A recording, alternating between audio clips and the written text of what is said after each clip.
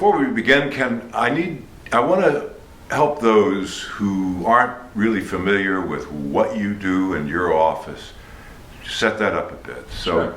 Who are you, Ken Happy Bernstein? to. Yeah, my name is Ken Bernstein. I'm a principal city planner and manager of the Office of Historic Resources for the LA City Planning Department. And I've been doing this for about the last 10 years for the city of LA, and actually was the first person to hold this position in the city of Los Angeles. LA didn't have an Office of Historic Resources until about a decade ago.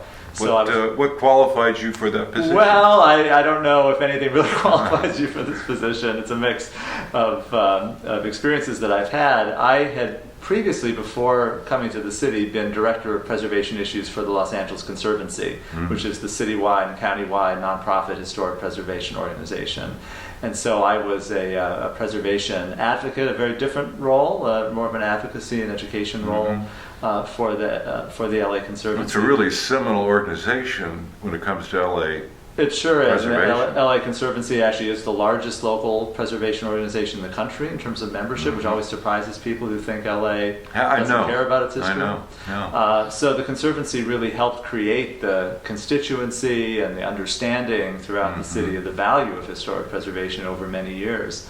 It was founded back in 1978. So I did that for several years, and before that actually had worked in city government as a planning deputy, city council planning deputy for then city council member Laura Chick, who represented the West San Fernando Valley. Laura later became city controller.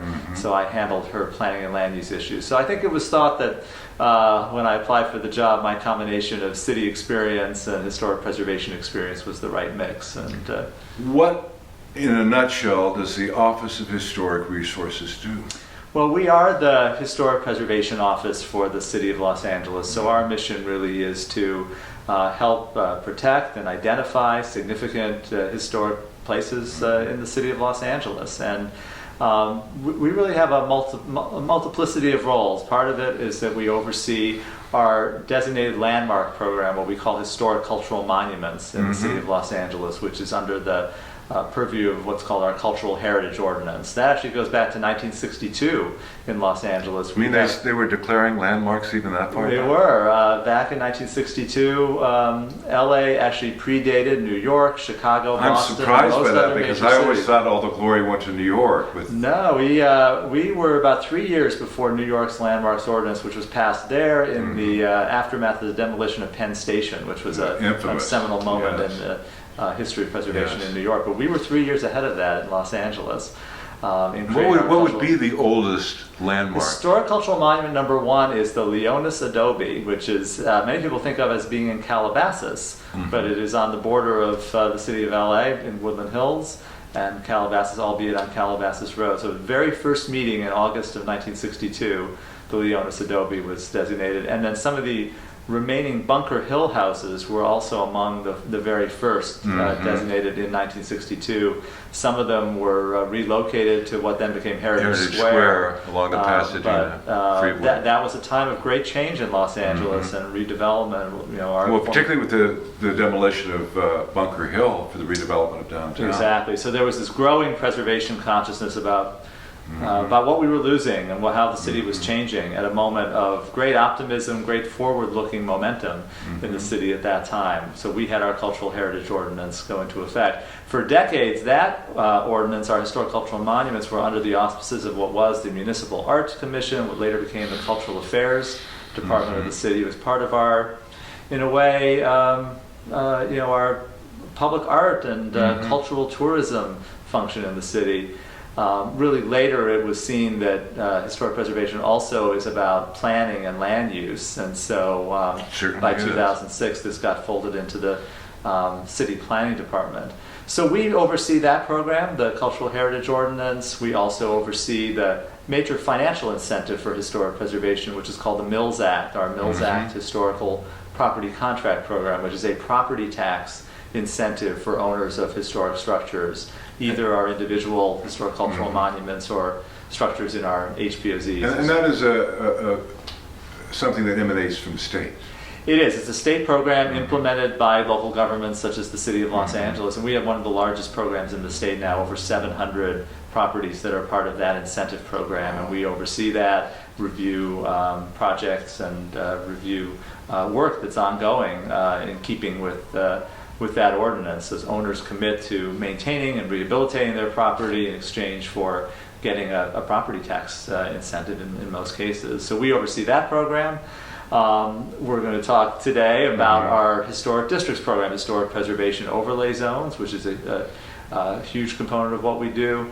And then in addition, over the last several years, and one of the reasons our Office of Historic Resources was created was to spearhead our first ever citywide historic resources survey, what we ended up calling Survey LA, the Los Angeles Historic Resources Survey. And we are in the home stretch of that now. Now that was something you did in collaboration with the Getty? Exactly. The Getty is our partner in that. The Getty Conservation Institute has provided technical assistance to us over many years, and the Getty Foundation It's an provided a absolutely multi-year fabulous grant. project. Explain a little bit exactly what that project is. Sure, we could spend an hour I just know, talking and about we will. Maybe we'll the do survey. I another can come one. back and do that. Yeah. But until we did the survey, we really didn't know what and where our historic resources were in Los Angeles, and it's hard to do good planning without knowing what we have, what our heritage is. And I think the Getty understood that they were looking for a way to make a contribution back to their home city, and really found that to be good stewards of our historic resources in Los Angeles, we had to start with a basic knowledge of what and where they were. And before we did Survey LA, only about 15% of Los Angeles had ever been surveyed, most of that in the kind of central city area, several mile radius around And a downtown. survey is just that, where you walk up and down the street and you try to identify buildings and then look into their history. Or Look into their history, and we're identifying whether they appear eligible for historic designation. So we're making an evaluation against some set criteria. Survey LA has been very rigorous in its approach, and it's not just sending survey teams out to decide what they like and what they don't like. I've seen their product. It is anchored in a great deal of pre-survey research, what we call a citywide historic context statement that really has defined about 200 themes and sub-themes, the forces that shaped the growth and evolution of Los Angeles over many, many, many decades. It's rich. We're sitting here in the Miracle Mile. That's one of the big chapters in the evolution. And again, not Los only Angeles. architecture, of course, Miracle Mile is so rich in so many architectural styles, Art Deco on Wilshire Boulevard itself. Automobile, related architecture. Automobile culture and the suburbanization of the city, our social and cultural themes, the ethnic heritage of the city, and changing demographics of the city over time. Los Angeles has always been an incredibly diverse city. So looking at all of these forces and using that as a starting point to identify those places, those individual buildings, sites, districts in some cases that really helped shape the city. And What allows you to take advantage of modern digital technology. Now you've got a database. And we've been doing just that. And Yeah. both in the collection of the data for the survey, we sent teams out not with paper, pencil, and clipboard the way we used to, but with tablet computers and laptops. And I followed when we were doing the Historic Resources Survey for the pending Miracle Mile HPOZ. I went out one day with the folks from Architectural Resources I Group. think I saw your video of that with the team. And it was fascinating. So it's a new day in terms of how surveys are conducted, and then at the back end, managing all of this data, we've continued to work with the Getty, and the Getty has partnered with us on a new system called Historic Places LA, using a system that they call Arches, that they are rolling out as open source software internationally. It began actually with work that they did in Jordan and Iraq. And they are now using this internationally.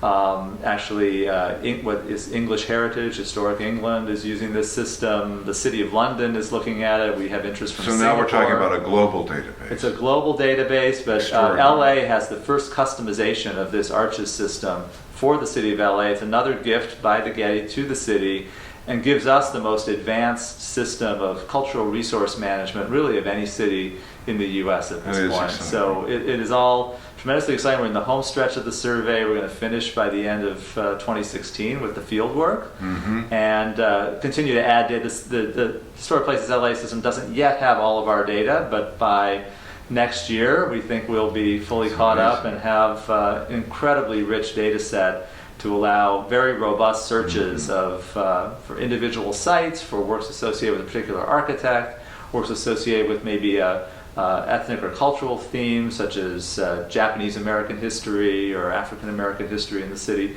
be able to map out those sites and really understand all those kinds of details. One of the things that I found fascinating about the historic research for the Miracle Mile was how many Jewish people lived here when it began in the early 20s. And it turns out this was one of the few little areas around here at that time that didn't have all these restrictions. Restrictive covenants, and we're telling that story through Survey LA and identifying those places. There's some neighborhoods that really were instrumental in the breakdown of restrictive covenants. Right now, we're actually doing a kind of a supplement to the work we've done on Survey LA. Some specialized context statements. One of them is on the Jewish history of Los Angeles. We're going to finish that up by September.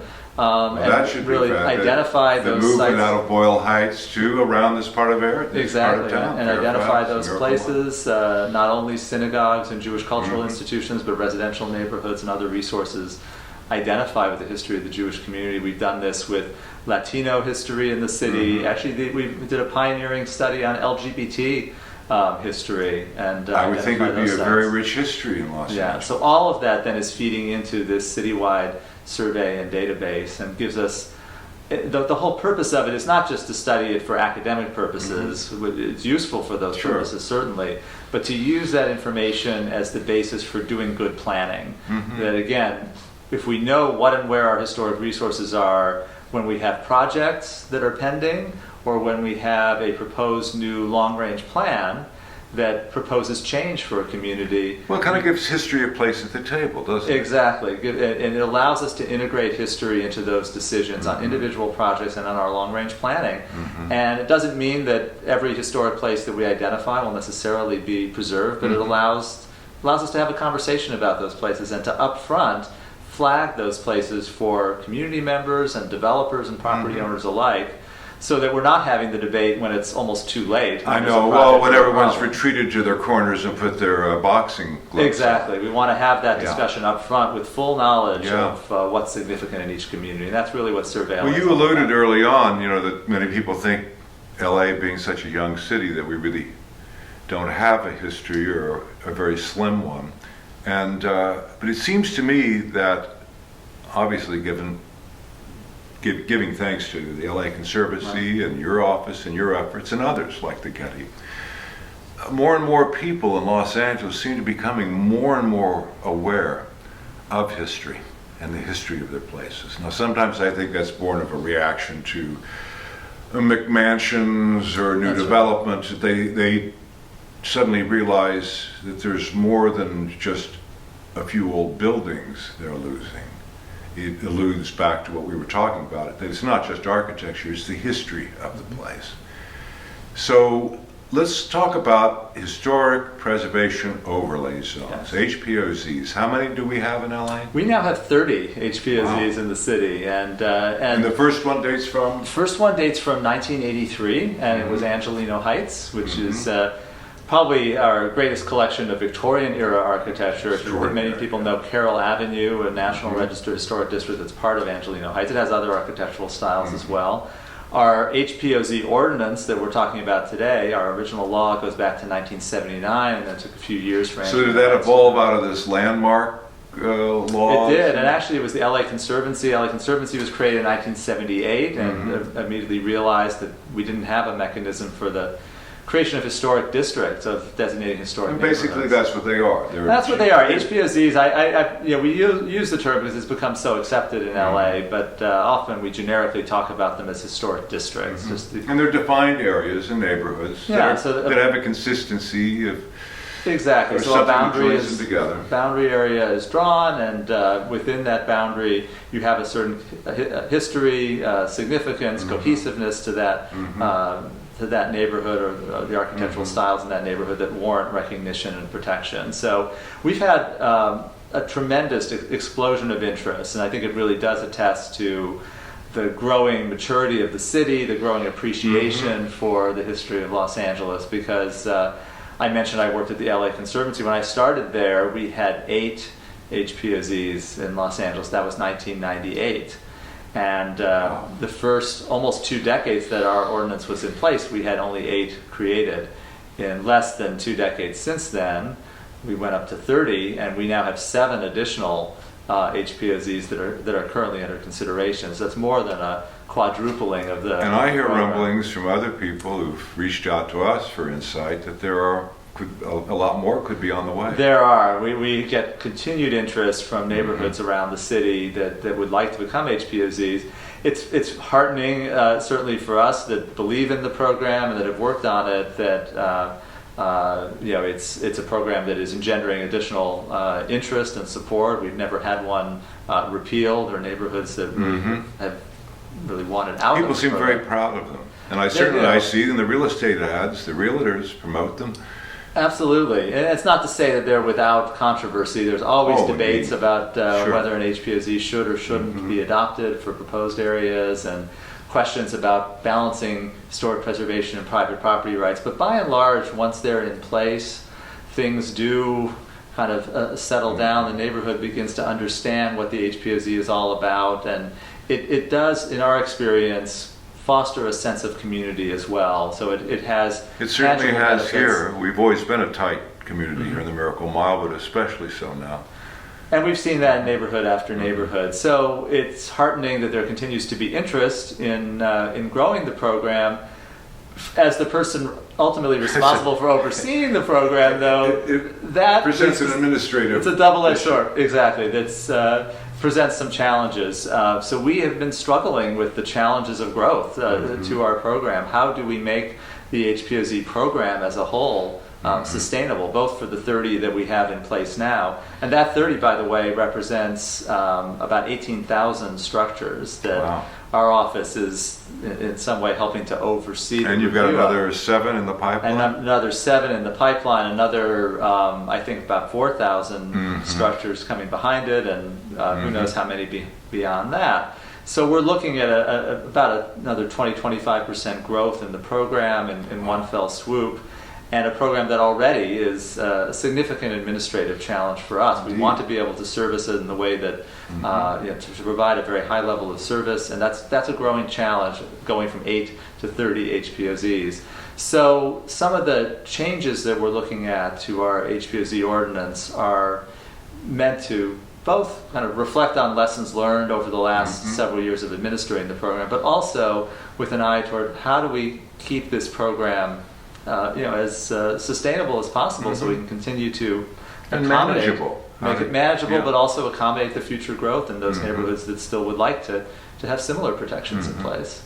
So that's why you put together some reforms Right. to the ordinance. So technically, that's how it works. You've got an ordinance now that exists, and you're seeking to get approval to modify. Exactly. So we've put out for public comment. We're, as we speak now, kind of in the middle of a public comment period for our proposed amendments to the HPOZ ordinance. And, they're significant, although not sweeping. I don't think They anyone didn't would look say sweeping. They look more administrative. They are to me. largely more administrative, and they're really about 5 specific amendments meant to enhance, streamline, and improve the program, and allow for better administration of the HPOZ program and allow for its growth moving forward. So we're taking public comments as we speak now. We're soon to have some public hearings, public workshops on the ordinance, leading up to consideration of these amendments by our City Planning Commission, first Cultural Heritage Commission,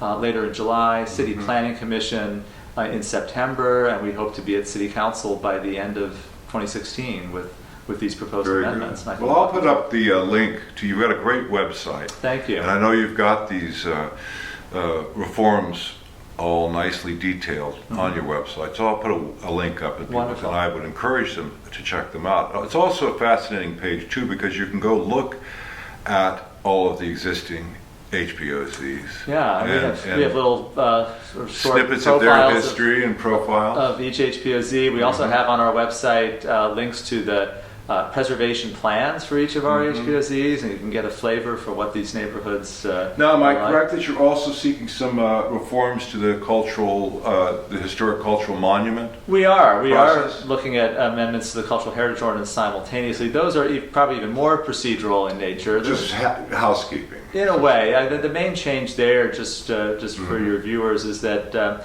today, when a site is nominated for historic cultural monument status, the way our ordinance reads is we don't notify the property owner, even if the nomination comes from an outside party, a neighbor or an outside group. We don't notify the property owner immediately. We think that's a bad way of doing business. I can see how that would we really step think on a few toes. it's important that owners have the opportunity to participate in all public actions affecting Indeed. their property. So we are proposing to change the ordinance. The reason we don't notify the owner right now is that there is no stay on demolition or alteration of a property under consideration for monument status until the first hearing is held on that property, until our Cultural Heritage Commission officially So just votes. procedurally, you have to get to that If point. to get to that point, the commission has to take it under consideration, and then a stay on demolition or alteration goes into effect. An owner is not notified because there are times when a site is threatened, imminently threatened, and the concern is that they might demolish or alter a property Well, before it gets considered. demolition has become a kind of a sore topic. these Yes. days. I know the city, was it last year that they implemented a new ordinance where there'd have to be a 30-day notice posted? And that's in effect. There is now a 30-day demolition notification ordinance for all demolitions of properties 45 years old or older.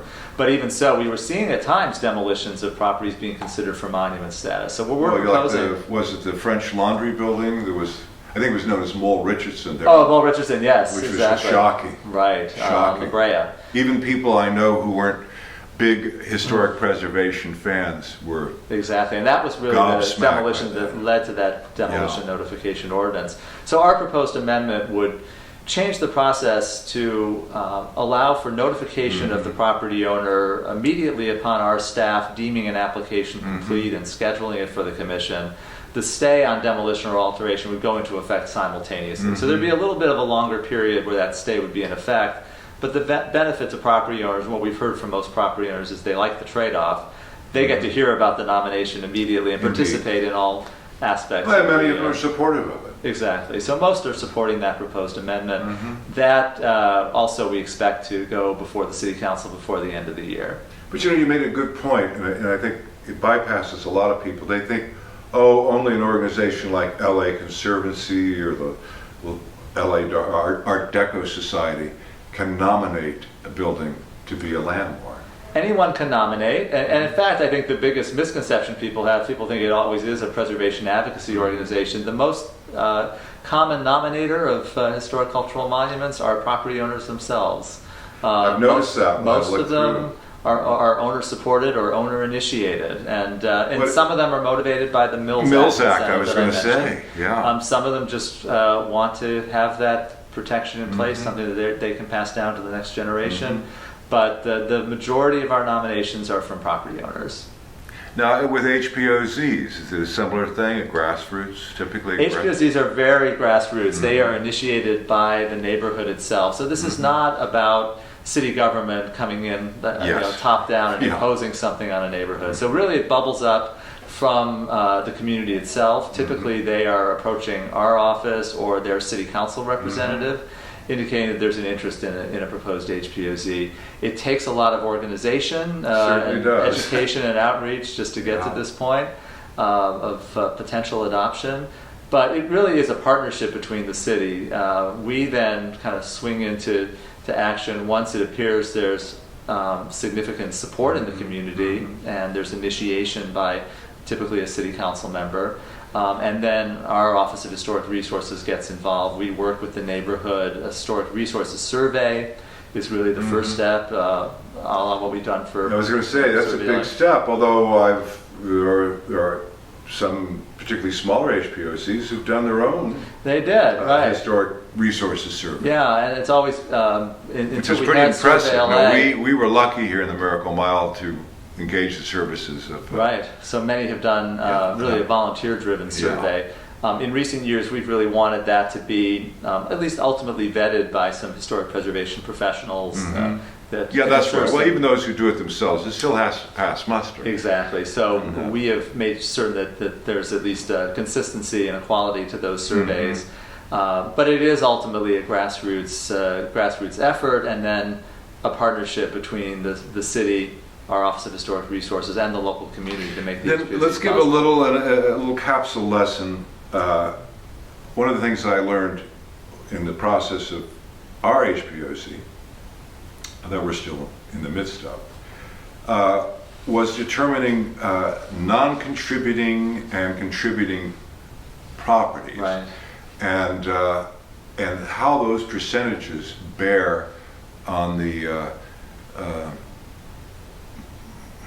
possibility of even being an HPOZ. Right. A contributing property is, as we do a historic resources survey, we're looking at what was the main period of development of the neighborhood, what we call the period of significance for the neighborhood.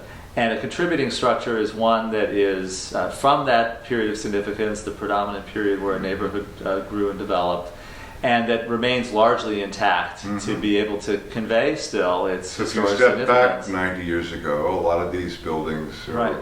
at least in the Miracle Mile, I think we found that we had 80% contributing, or what they call altered contributors, Right. which I gather means they could easily revert back to their Right. original. They may have some alterations, windows, or Yeah. some minor alterations that are fairly typical over time, but that are fairly easily reversible. The non-contributing properties are those either that fall outside that period of significance, typically more recent construction, or may have had such significant alterations that they are not easily reversible, Yeah. and the home or property no longer conveys its association with that time period. So in HPOZ, we don't have a strict percentage cutoff as to what percent a neighborhood has to be an HPOZ. When you start getting below 60% though, or so, or certainly maybe below 50%, it becomes a little more questionable as to whether a neighborhood is eligible. There are some neighborhoods that have even lower percentages, but have site features or uniqueness that goes so beyond significant, just yeah. the mere quantitative So count. basically, you're looking for critical mass. Exactly. More or less, certainly more than less. Right. This district or community or neighborhood is historically intact. That's right. And so the first step is, does it qualify based on the Historic Resources Survey? Is that critical mass there that makes it worthy of an HPOZ? There are some wonderful neighborhoods that have historic properties that, again, the critical mass just isn't there, and it's eroded over time. And then we may want to look at some other tool. Historic Preservation Overlay Zone is a great tool to protect historic architecture and historic features. If the goal is purely to prevent mansionization, and the neighborhood may not qualify, then another tool, a zoning And indeed, tool, the may. city's trying to develop. It's Exactly. somewhat That's another controversial. conversation Yeah. as well. Well, I've had a few Yeah. on reforming the baseline mansionization ordinance and and the reform of the R1 zoning. Yes, obviously that is a nice benefit of HPOZ, but again, that isn't the reason. This is about history and preservation of culture. And yes, it is nice to be out of the McMansion business if it's a community that doesn't cotton to them, and we certainly haven't here in the Miracle Mile. But again, this is what's been so fascinating to me and to many of us as we dug into this, is to get the big picture, that it's not just about preserving history, it's about culture, it's about the history of the people who lived here, the architects, some of the extraordinary architects. We're lucky here in the Miracle Mile. We have Schindler and Exactly. Edith Northman and people. I knew Schindler, but Edith Northman I didn't until we were afraid that one of her multi-unit buildings was going to be torn down. And Pioneering female architects. amazing. Yeah. You always hear about Julia Morgan, Right. who the architect of Hearst Castle, but Julia wasn't completely alone. And so you dig into it if you have an interest in history. And also, one of the things that I would tell people early on in our HBOZ efforts was, I don't believe that people buy a house or rent an apartment just for that house or that apartment. They're investing in a neighborhood. It's not just, oh, this is a nice house. It's, oh, this is a nice block. Wait a minute, that block's nice. This is a nice neighborhood. It's the overview. And I'm sure there's some people who are just looking for a deal or have to and want a cheap rent, will live anywhere. But that's what was my evolution. I moved in here ostensibly in the beginning 30 years ago because this particular building served our needs. But bit by bit, as I lived here, I started to develop affection for the buildings around me, and taking walks or teaching my kids how to ride a bike and going down this block or that block and saying, oh, that's neat, this is nice. And over these decades, at least for me, and I think for many people here, we realized we have something special. And it's worth the effort, and it is an effort, to go through this procedure and to become an HPOZ. Yeah, and we hear that time and time again. Just last week we had a hearing on one of our proposed HPOZs for the Oxford Square neighborhood, which is off of, not too far from Crenshaw, a little pocket between Pico and Olympic. Fabulous. And great neighborhood, really two long streets, a little much smaller than the Miracle Mile proposed HPOZ. But we heard time and time again at that hearing testimony of what this neighborhood meant to them, and longtime residents who lived there for 30 or 40 years, and then newer residents, that this really was about a sense of community, and that the architecture played into this larger sense of what the neighborhood was all about. A very multi-ethnic neighborhood, and a sense of place, and a neighborhood where neighbors knew each other and still value together what it is that they have and what they want to keep moving forward. Well, my son recently got married, and vis-a-vis HPOZ, he said, oh, it'll be nice, Dad, you know, in 20 years from now, I can bring my kid here and show him where I grew up. Right. And he said, I'm sure I'll still be able to recognize it. And I said, that's the whole idea. And that is not the case in every neighborhood of Los Angeles, unfortunately. And it's very easy to now compare neighborhoods that are designated as an HPOZ with some adjacent neighborhoods just over a major boulevard that aren't. And we need to do better, obviously, and we're trying to do more in combating mansionization and address, again, balancing private property rights, yes, but also protecting what's valuable about those neighborhoods. But you can really see visually those distinctions between our HPOZs and neighborhoods that haven't had those protections. Well, and again, talking about a community, you really can't depend upon the city to do everything for you. Right. The best thing you can do is organize it as a community. And the squeaky wheels tend to get the grease. And have a sense, if you have a sense of place, you have to own it and build relationships with your neighbors. And which is, again, people think, well, in LA, no one gets out of their cars and everyone's hermetically sealed. To a certain extent, that's true.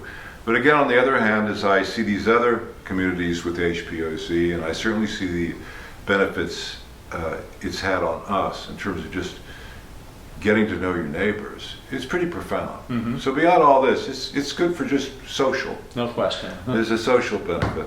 Well, Ken, thank you very much for coming in today. I appreciate it. My pleasure. Thank you. Have a good 4th of July. Thanks. Bye-bye. Bye-bye.